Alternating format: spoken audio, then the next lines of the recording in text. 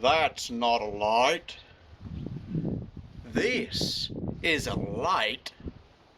Hey, welcome to, no, it's not Crocodile Dundee. It's Rollade's Bench, and this is Rolland, and it's time for an IR light review. Yeah, I know, finally, after more than a year of trying to plan this through, we finally got ourselves a couple lights to talk about. Hey, let's get started, guys.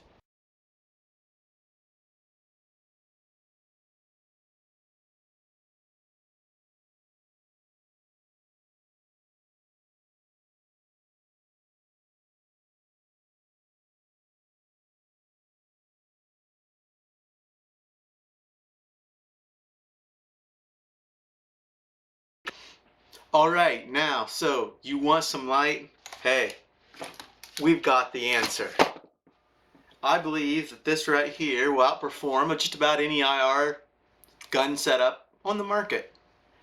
Okay, I'm being ridiculous, but no one's going to ever throw this many lights on their gun unless they're crazy and maybe have brain damage.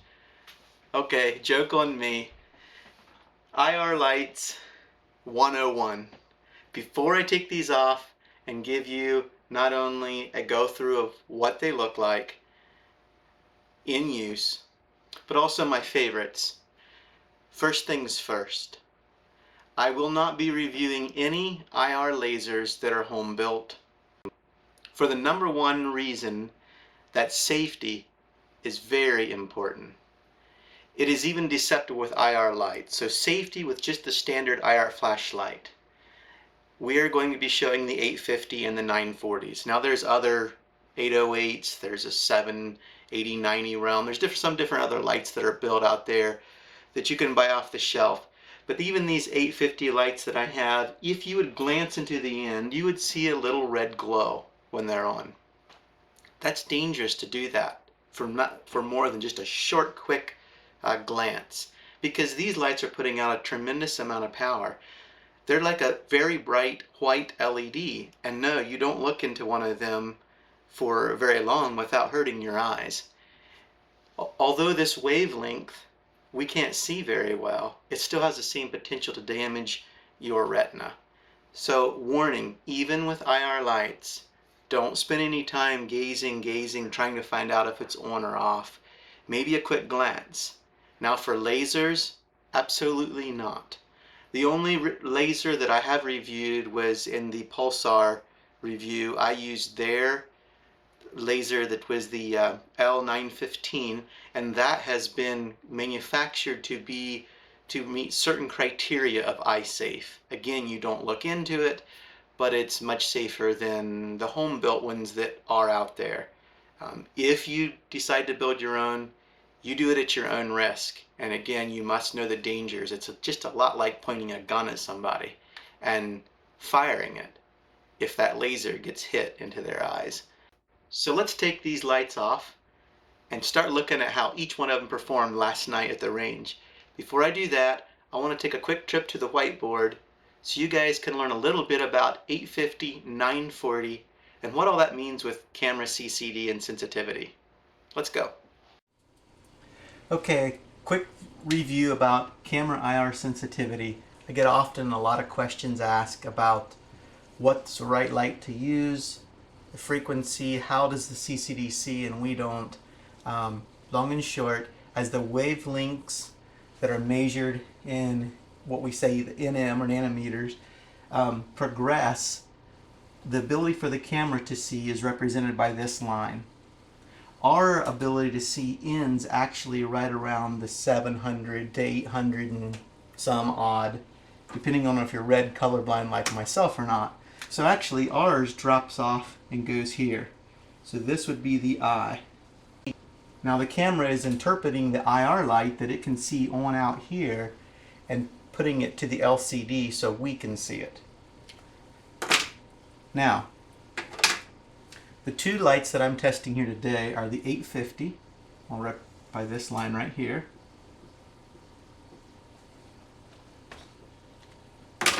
and the 940.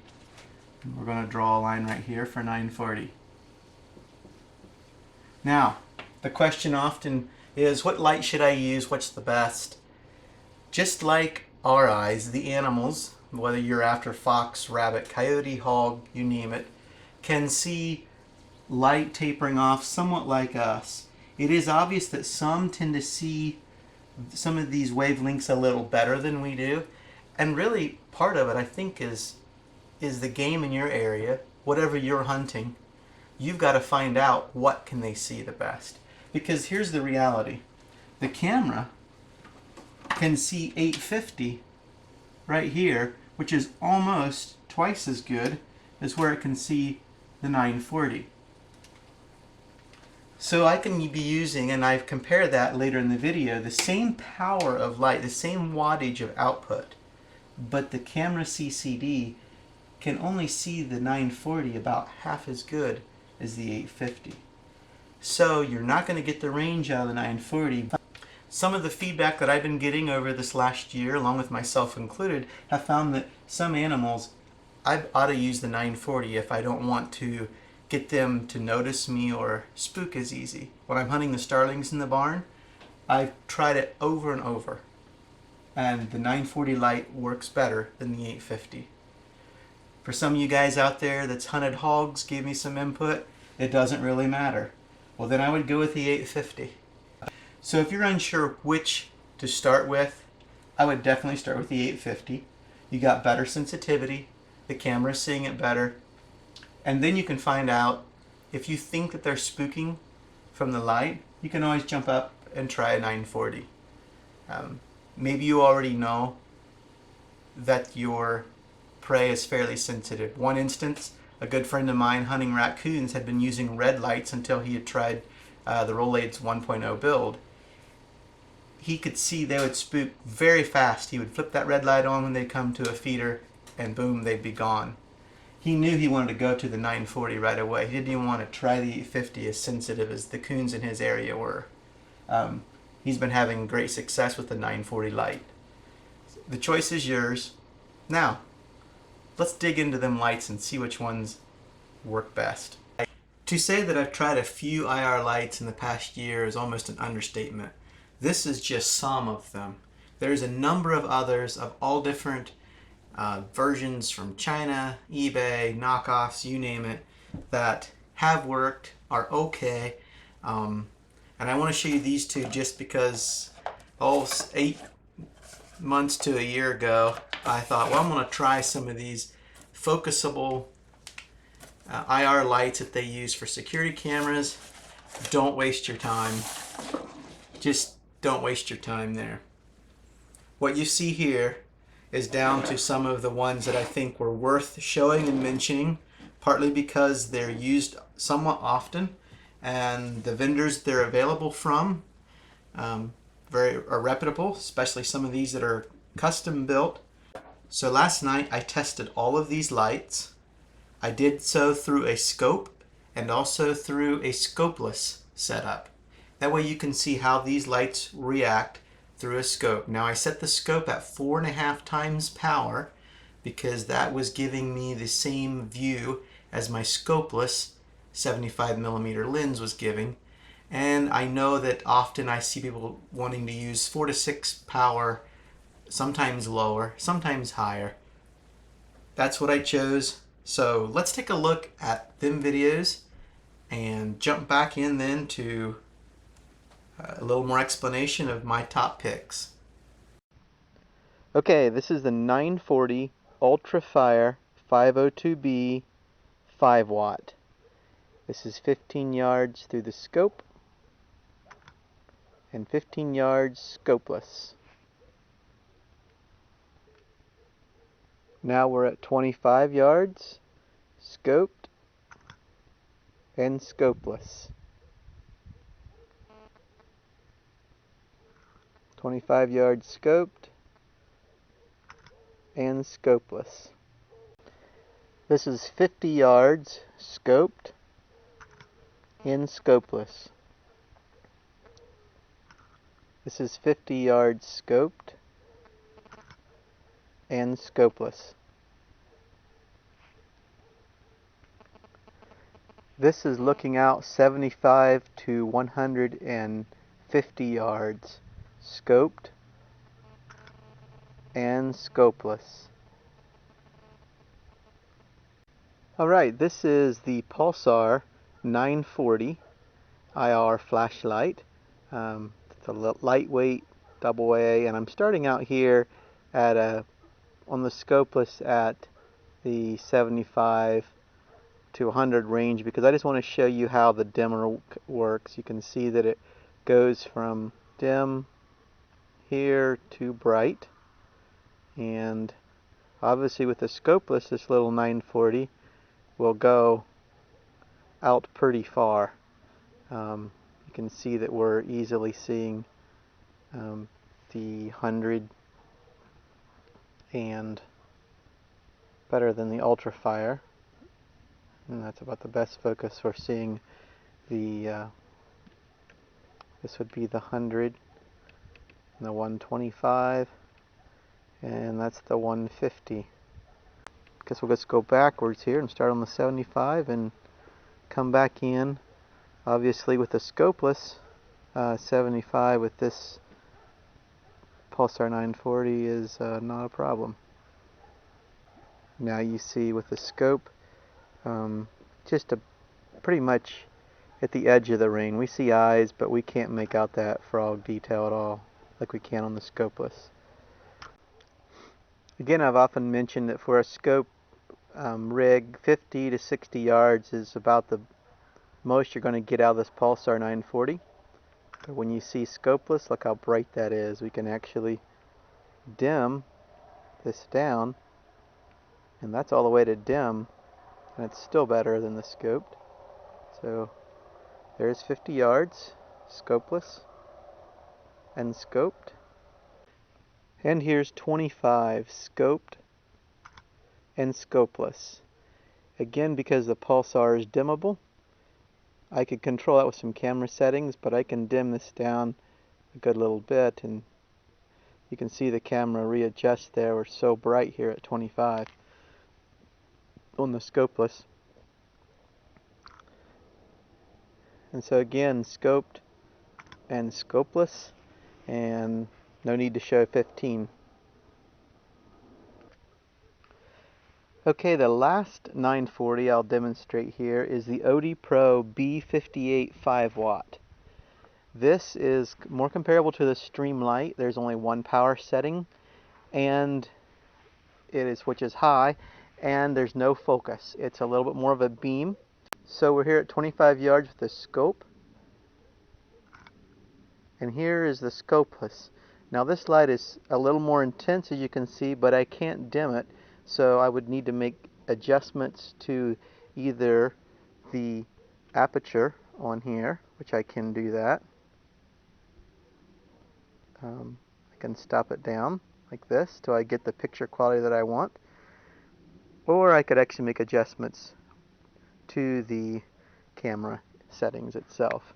But for this demo, I'm not going to show you this. I want to focus on the IR light, so I won't get into that. I'm just making you aware of it. So future lights, whenever we have blowout like this, just know that there's adjustments on the scopeless side of it, but you can at least compare and see how much more light we're getting scopeless compared to scope, and we'll also see some distance here. So back to 25 yards with the OD Pro B58 5 watt. Okay, I just skipped to 75 yards. As you can see, this light, we're getting a reasonably decent outline of the frog there at 75 yards. When we go to scopeless, you can begin to see a little bit of how there's a brighter dot toward the center, as it's obvious that this light is a little more focused. Again, not adjustable. We just have one setting, like the Streamlight 850. You will see it in a little bit.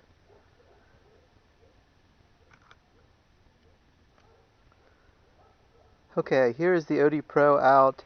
You're seeing the this is the 100 right here, the 125, and we see the eyes of the 150. We'll come back to here. You can tell it's a little more centered in the dot, more of a dot focused beam.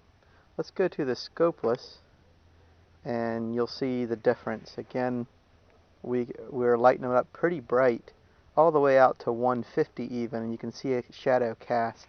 So because we've ran out of real power here, we got a more powerful light. Now we're going to take the scopeless and see what we can see on out to 230. Okay, here are trees out at 230, and you can see that I'm barely lighting them up with the OD Pro. What that's going to tell me is I'm going to probably see some eye shine out that far, but that's about it. We're mostly seeing the shadow against the cloud sky. Okay, this starts our 850 IR lights, and I'm going to start with the Streamlight Super Tack IR, the light that you've seen possibly on other videos for over a year now. Now I've got some new ones in the bag and excited about them, but this is the Streamlight 850, which is very comparable to the OD Pro 940 that you just seen as far as focus, but because 850, naturally we'll get more distance. So here we are at 25 yards. We also get a little bit more clarity as the CCD does a little better job at picking up light from the 850. And here's scopeless at 25.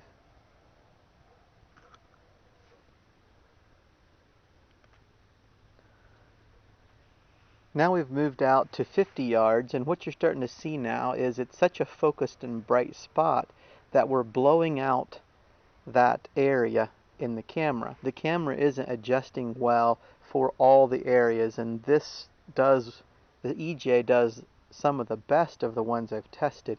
So what we have here is a problem of we wish we could dim the light or widen it so it's just as bright everywhere else, and the camera would then readjust. When we go to the scopeless, we're going to see the same problem. Now on the scopeless, I can do a quick adjustment of aperture and stop it down until I get to a place that I'm getting the right amount of light in that spot area. Naturally, because it's a spot, the areas around it are a lot darker. So that's just by adjusting the aperture.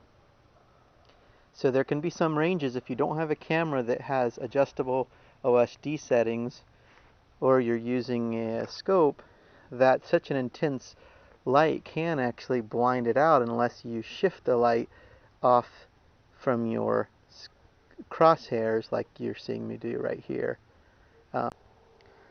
So now when we get out to 100, 125, and 150 with the scoped version, that focused bright beam is doing okay.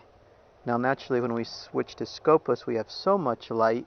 Again, I would need to pop the aperture down to a point that the target that I'm looking at would come into the proper amount of lighting. Again, this is an 850 light. We get more sensitivity, so more range. Let's go ahead now and see what happens when we shine it on them trees.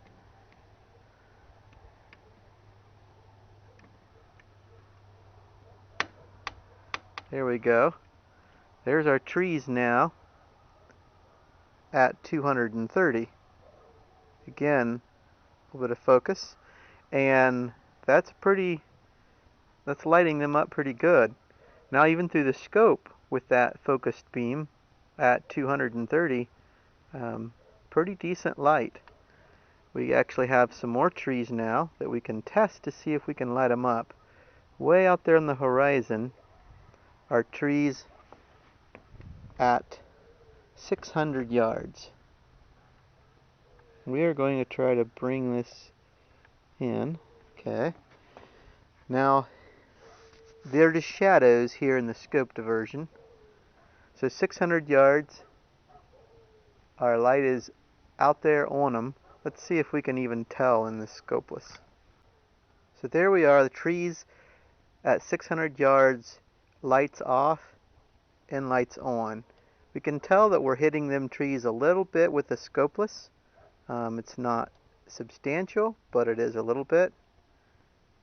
When we go back to the scoped, it's just shadows We're seeing trees there. Those small ones are at 250. So I would call the max range of the Streamlight 850 IR to be about 300, 350 with a scope.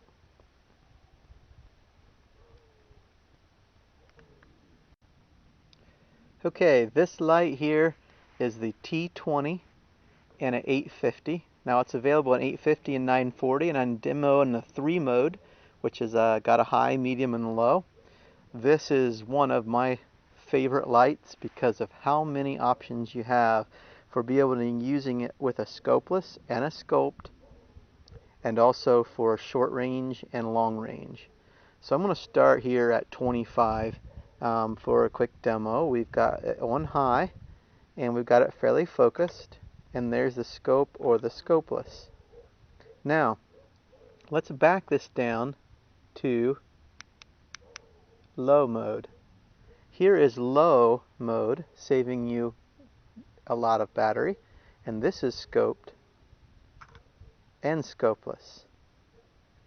Now you still see that we've got plenty of light for both. And there's one more thing that it can do. Because of a focusable head at 25 yards, if I'm on low with a scopeless, now I can also adjust my camera, but I can just take this head and zoom it out, and by zooming it out I broadcast more light and bring the intensity down until I get the picture I want to see. So you have so many options now, and with this much control of lighting you can quickly get the picture you want with either the aperture on your scopeless or just by dialing this in and out.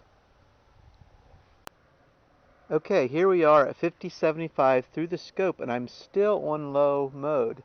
Now I'm focused is about as much as I can focus in without it getting, as you can see, when I focus all the way in, you actually see the LED chip. So we always back the zoom off a little so that blends out. So I'm focused in, but I'm on low through the scope. So now I can bump it to medium.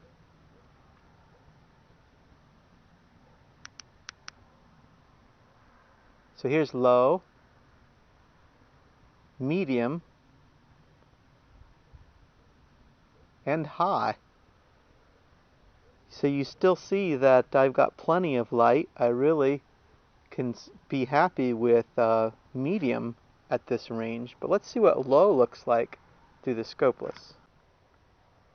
Okay, so here we are on low with the scopeless at 50-75 yards. Again, I can just open up the zoom and spread that light out, and you can see the effect. So we have a wide range again of lighting available, and that's a low at 50-75. Okay, now we're on low power focused with the T20 at 100, 125, and 150.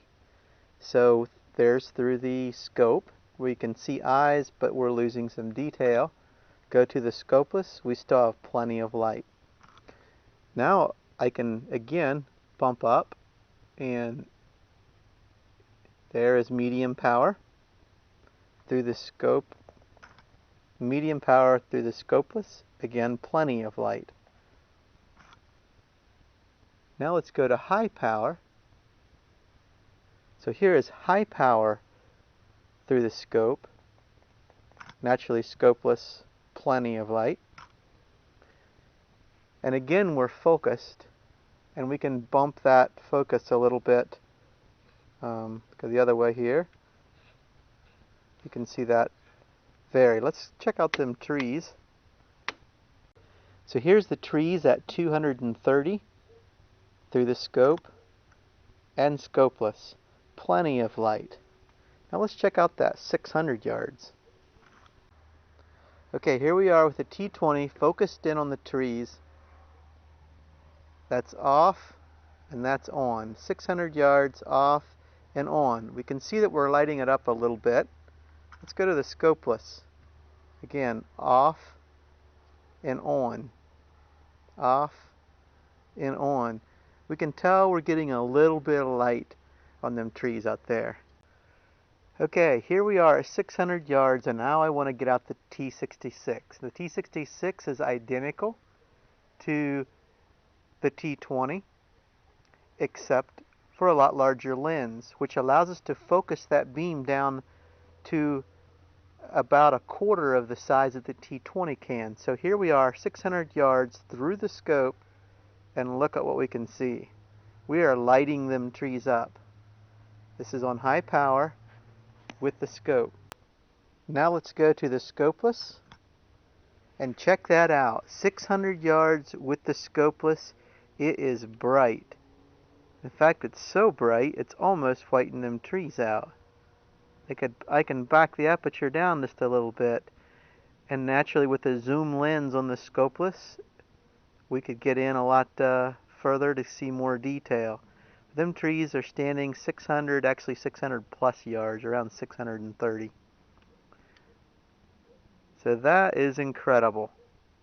And that is the longest distance light we have in our arsenal tonight.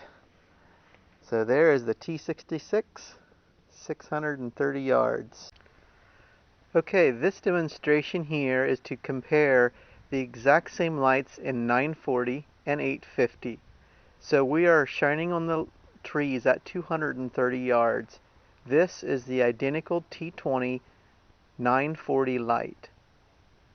Now you can see I've got it focused all the way in. I'm going to back it off just so we lose that dark center.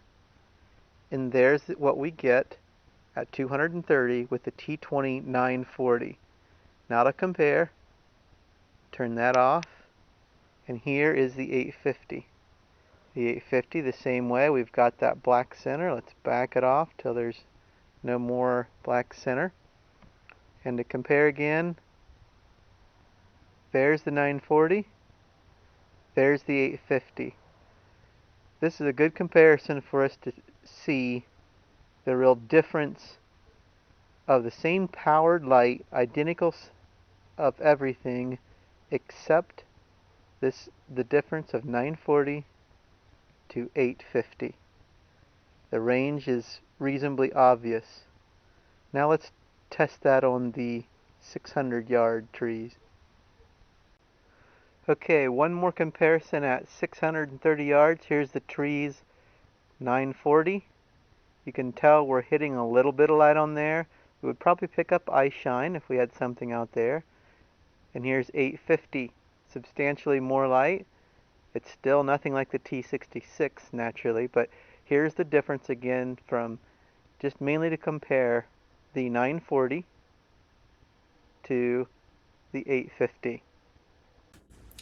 There you are. You've seen them in action, and you probably pretty much know my favorites. Really quickly, you've seen the Streamlight, and it works, but that didn't fit my favorite anymore. You've also seen the 940, very similar to the Streamlight, OD Pro B58, and that's a pretty decent light for the money. No power adjustment, no zoom adjustment, so I have to set that one to the side. The little 501B or 502B, this little light with the aspheric lens and a 5-watt LED inside, it doesn't do too bad for the size. If you're really on a budget, this might be the way to go, but I have to set this one to the side. Well, I'm getting down here to the last few. The Pulsar 940, been one of my top favorites, and it actually still is in one category. If you need lightweight, double-A batteries, adjustable power, and a little bit of zoom action, not real great, but a little bit, this will work great for you. So if you're ratting or doing stuff within that 25-50 max range, that's a nice little light off the shelf, but it still isn't my top favorite right now. If I was going to have one light in my arsenal, it would be the custom-built T20 with 3 modes and a zoomable head. This light, as you've seen, will do just about any hunting application, and to me it's worth spending the money on this build. Now these builds have to be custom because of special drivers, special LEDs, and if you feel like doing it all yourself, you can go through the forums and figure it out. For myself, I haven't had the energy to figure out how to build these, and the value of just buying them from a custom builder is really worth it. I've got 2 links to give you. If you're in the UK, Ian will be glad to help you. Get in contact with him at this email address. And if you're in the US, Kevin from Spot On Hunting Lights can help you out with a custom T20 build. And there's a link here for you to go to.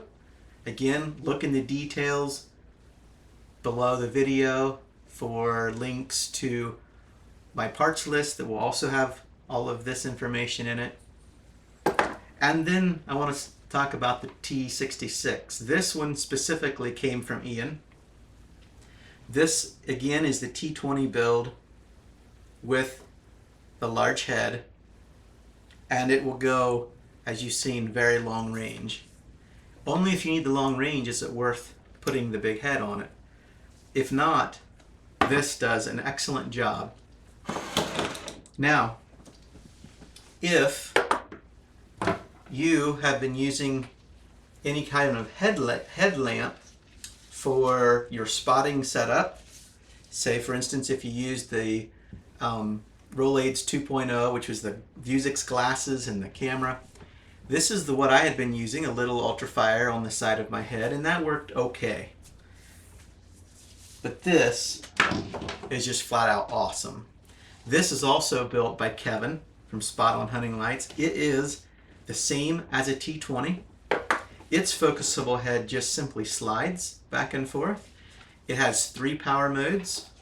The batteries are in the back, and it's a relatively comfortable build. It balances a lot better on the head than this other piece here.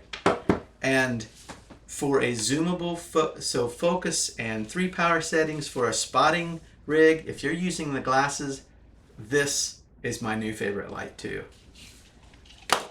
So I think it'll be a while till we see something this much better come out on the market. And that's partly why it's taken me so long to get this video. Thank you for being so patient. Many of you have been asking, when is the IR video coming out? Well, I was waiting for some of these custom builds to be completed, some of the newest parts, drivers, etc. to all come through.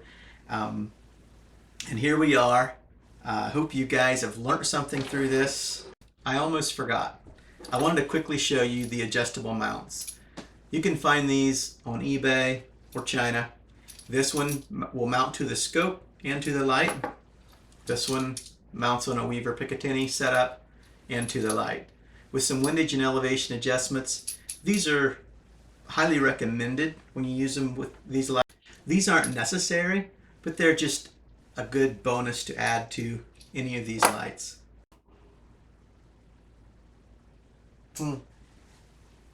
What? You're still here? Hey, go out and get you one of these high-end custom built lights and light them up, boys. Good day, mates. Take care.